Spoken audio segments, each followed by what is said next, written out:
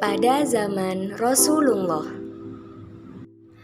Nabi Muhammad adalah nabi terakhir yang diutus oleh Allah untuk membimbing kembali umat manusia yang melenceng dari fitrahnya. Periode Makkah. Periode Makkah ditandai dengan turunnya wahyu pertama dan perintah untuk berdakwah secara terang-terangan, sampai peristiwa hijrahnya Nabi Muhammad ke kota Madinah. Periode Makkah berlangsung selama 13 tahun dan dapat diklasifikasikan kepada fase sirriyatu ad-da'wah dan jahriyatu ad-da'wah. Materi dakwah pada periode ini difokuskan kepada tauhid atau usul al-aqaid. Periode Madinah. Periode Madinah ditandai dengan hijrahnya Nabi Muhammad ke kota Madinah sampai beliau wafat. Periode Madinah berlangsung selama 10 tahun. Materi dakwah pada periode ini tidak hanya tentang tauhid, namun juga persoalan kehidupan masyarakat, ibadah dan muamalah dengan bentuk dakwah bil lisan dan dakwah bil qalam.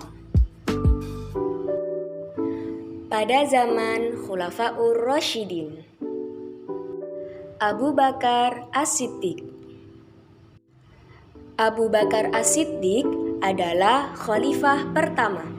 Nama aslinya Abu Ka'bah. Ayahnya bernama Quhafah bin Amir. Ibunya bernama Ummu Khair Salma. Lahir tahun 573 Masehi dan wafat tahun 634 Masehi. Abu Bakar As-Siddiq mendapat julukan As-Siddiq karena selalu mempercayai setiap ucapan yang disampaikan oleh Rasulullah.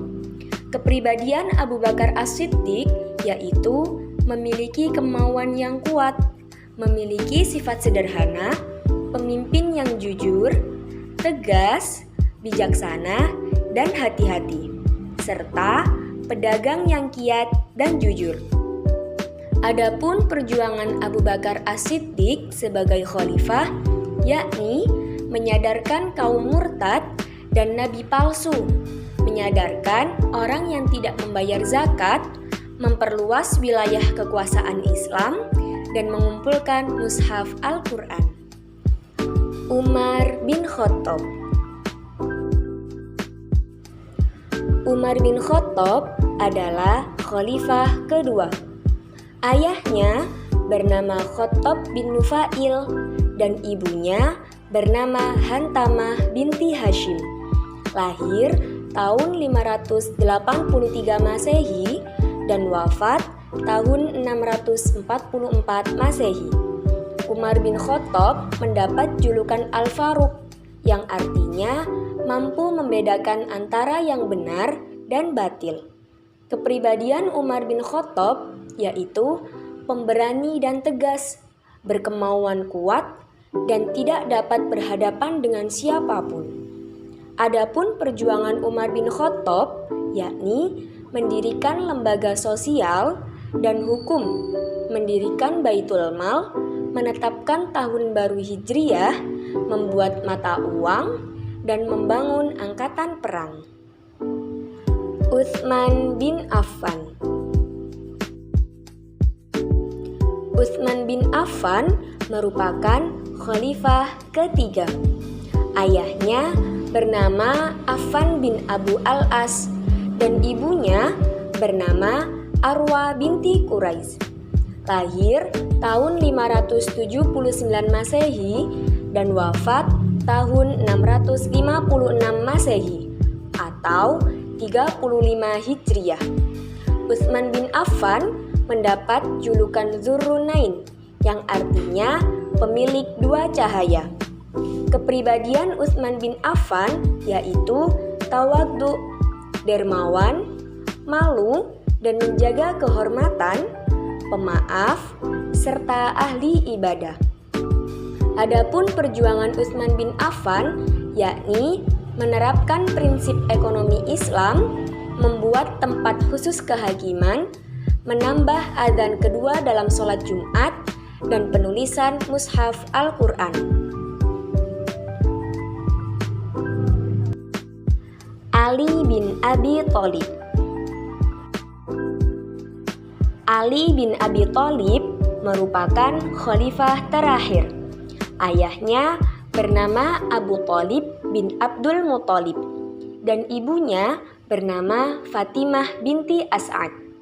Lahir tahun 601 Masehi dan wafat tahun 861 Masehi. Ali bin Abi Thalib mendapat julukan Karramallahu wajhah, yang artinya semoga Allah memuliakan wajahnya. Kepribadian Ali bin Abi Thalib yaitu cinta ilmu, kezuhudan, tawadhu, dermawan, dan rajin beribadah. Adapun perjuangan Ali bin Abi Thalib yakni mengembangkan sistem di bidang hukum, membentuk majelis syuro, membentuk satuan keamanan, menjaga stabilitas keamanan dalam negeri, dan mengatur anggaran belanja negara. Pada masa dinasti Umayyah dan dinasti Abbasiyah. Dinasti Umayyah. Dinasti Umayyah berdiri pada tahun 661 sampai 750 Masehi. Dinasti Umayyah merupakan dinasti terbesar pertama dalam pemerintahan Kekaisaran Khalifah Muslim. Dinasti Umayyah dipimpin oleh Muawiyah bin Abi Sufyan yang merupakan keturunan keluarga pedagang besar suku Quraisy yang pusatnya di kota Makkah. Kehancuran dinasti Umayyah berlangsung pada masa Khalifah Abu Malik bin Marwan yang mempertahankan gubernur Khurasan yaitu Nars bin Sayyar. Kontribusi pada masa dinasti Umayyah antara lain perkembangan dakwah, pengembangan dan pembinaan ilmu, dan bidang ekonomi. Dinasti Abbasiyah. Dinasti Abbasiyah merupakan sekelompok orang yang memiliki keturunan dengan Nabi Muhammad melalui paman Nabi yang bernama Al-Abbas bin Abdul Muthalib bin Hashim. Kelompok tersebut membentuk khalifah dan menggantikan dinasti Umayyah pasca keruntuhannya pada tahun 750 Masehi. Pada periode kelima yang menjadikan akhir dari kekuasaan yang berlangsung pada tahun 1199 sampai 1258 Masehi. Kontribusi pada masa dinasti Abbasiyah, pembangunan sarana pendidikan, menyediakan layanan sosial kemasyarakatan, memudahkan jamaah haji yang ingin ke Mekkah, kemajuan pertanian, dan kemakmuran ekonomi. Dakwah di Asia Afrika. Agama Islam masuk ke daratan Afrika pada masa Khalifah Umar bin Khattab melalui Amru bin As. Negara Mesir yang pertama kali masuk Islam karena Amru bin As melihat rakyat Mesir menderita akibat penindasan dari Raja Romawi. Dan Mesir dilihat dari kacamata militer maupun perdagangan letaknya sangat strategis. Setelah Mesir masuk Islam, selanjutnya disusul dengan negara-negara lain yang ada di daratan Afrika. Adapun kelebihan dakwah di Afrika yaitu banyak tokoh muslim yang menduduki jabatan tertinggi di negaranya. Sebut saja Imam Khadafi, yakni pemimpin muslim kontemporer untuk menjalin kedekatan dengan muslim lainnya. Dakwah di Eropa. Sejarah masuknya Islam di Eropa dipengaruhi oleh beberapa faktor. Akan tetapi, yang paling memicu penyebaran agama Islam di Eropa yaitu datangnya para imigran dari negara-negara Islam. Perkembangan agama Islam di Eropa tidaklah berkembang pesat karena agama Islam mendapat posisi sebagai agama minoritas. Penyebaran agama Islam di Eropa tidaklah mudah dan penuh dengan tantangan. Akan tetapi, terdapat beberapa wilayah yang berhasil ditaklukkan dan menjadi wilayah yang mengalami masa kejayaan Islam. Pemerintah Eropa mengeluarkan undang-undang tentang hak serikat dan berkumpul yang memberikan kebebasan kepada semua orang untuk memeluk agama dan menjalankan agamanya sesuai dengan syariat masing-masing. Dakwah di Amerika. Sejarah kedatangan Islam di Amerika memiliki perjalanan panjang, dimulai dari kedatangan orang Muslim dalam misi ekspedisi, masuknya tenaga kerja dan orang-orang Amerika yang diperbudak, hingga kedatangan imigran. Ini terjadi jauh sebelum Columbus datang ke benua Amerika. Perkembangan agama Islam di Amerika dimulai pada abad 16 sampai 20 yang mengalami peningkatan pesat.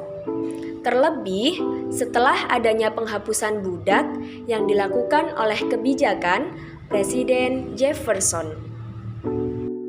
Dakwah di Australia. Islam di benua Australia hingga saat ini tetap eksis dan terus berkembang. Islam di Australia berasal dari kelompok pengembara Afghanistan pada abad ke-19 Masehi, yang pada setiap perjalanannya hanya berbekal tikar untuk sholat.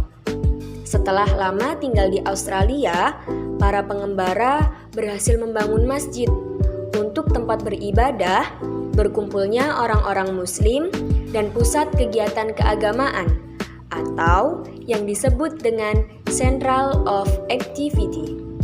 Perkembangan Islam di benua Australia dapat dibuktikan dengan adanya bangunan pendidikan anak Muslim dan organisasi yang mempersatukan orang Muslim di Australia. Dakwah di Asia Tenggara. Masuknya Islam di Indonesia dikemukakan oleh beberapa teori, seperti teori Gujarat, teori Arab, teori Persia, dan teori Tiongkok, yang masing-masing memiliki perbedaan pendapat tentang masuknya agama Islam dan orang yang menyebarkannya. Penyebaran agama Islam di Indonesia melalui beberapa jalur, yaitu jalur perdagangan, pernikahan, pendidikan, tasawuf, dan sebagainya.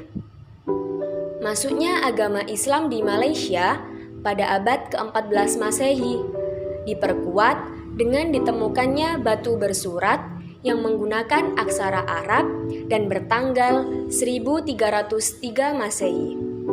Lalu, masuknya agama Islam di Brunei Darussalam pada abad ke-7 Masehi melalui jalur dakwah yang dilakukan oleh pedagang Arab, dan agama Islam baru berkembang pesat pada abad ke-14 dan abad ke-15.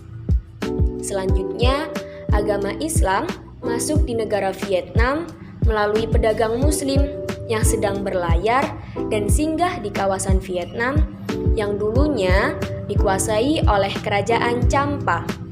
Sedangkan di negara Thailand, agama Islam menjadi kelompok minoritas karena kebanyakan masyarakat Thailand memeluk agama Buddha yang menjadi agama mayoritas di sana. Di bumi Nusantara, banyak teori yang menjelaskan masuknya Islam di Indonesia, yakni teori Gujarat, Arab, Persia, dan Tiongkok. Dengan pola penyebaran melalui jalur perdagangan, pernikahan, pendidikan, tasawuf, politik, seni, dan budaya. Untuk penyebaran Islam di Indonesia juga tak lepas dari jasa para pendakwah, yakni para waliullah dan ulama-ulama di Indonesia. Salah satunya Wali Songo. Semua penyebaran tersebut bisa dibuktikan dengan peninggalan-peninggalan dari para ulama atau wali di beberapa daerah di Indonesia. Pemikiran Islam Nusantara adalah paham dan praktik keislaman di Nusantara atau bisa disebut Islam ala Indonesia yang muncul karena dakwah yang dilakukan Wali Songo, di mana dakwah tersebut mengalkulturasikan budaya Indonesia yang beragam. Sehingga paham ini digiatkan oleh salah satu ormas di Indonesia, yaitu Nahdlatul Ulama, dengan menjadikan Islam Nusantara sebagai tema dalam Muktamar Nahdlatul Ulama ke-33 yang diselenggarakan di kota Jombang, Jawa Timur. Islam Nusantara juga memiliki 4 karakteristik sebagai pedoman, dan pastinya Islam Nusantara juga memiliki tujuan yang tidak lain agar tetap menjadikan kebudayaan atau tradisi setempat sebagai alat untuk mendalami Islam dan tetap pada batas di mana Tuhan tidak marah atau tidak sampai menyentuh ranah yang diharamkan.